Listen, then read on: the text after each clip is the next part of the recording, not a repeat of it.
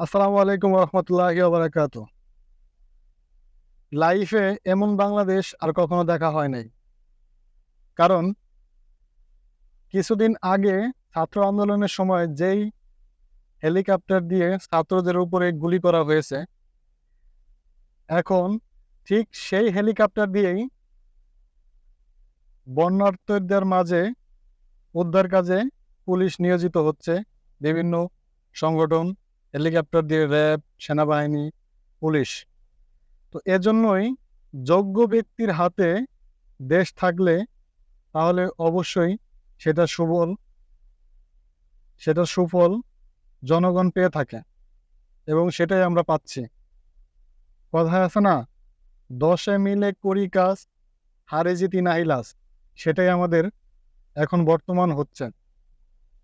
তো এই কারণেই আমরা যখন যোগ্য ব্যক্তিকে যোগ্য চেয়ারে দেখব, তখন বুঝতে পারবো দেশ ভালোভাবে চলছে।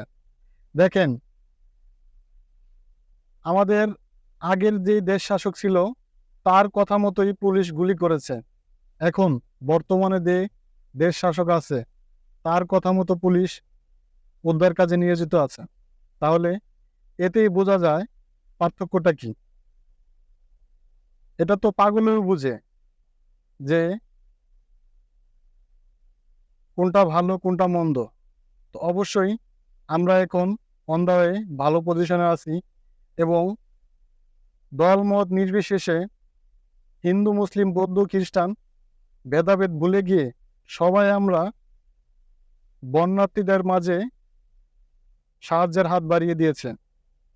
ভাবা যায়, চারদিক থেকে শুধু সাহায্যর হাতছানি, তার চারদিক থেকে শুধু ত্রাণ সাহায্য, সব পৌঁছে যাচ্ছে সময় মতো।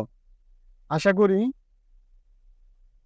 খুব শীঘ্রই আমরা এটা থেকে মুক্তি পাব, যদি সবাই মিলে একসাথে কাজ করি। ইনশাল্লাহ আমাদের দেশ এগিয়ে যাবে।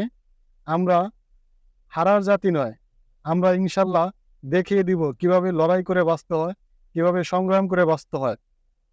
আল্লাহ হাফেজ, ভালো থাকবেন। ইনশাল্লাহ আমরা আবার আমাদের সাধারণ এবং স্বাভাবিক জীবনযাপন করতে সক্ষম হব। আল্লাহ হাফেজ।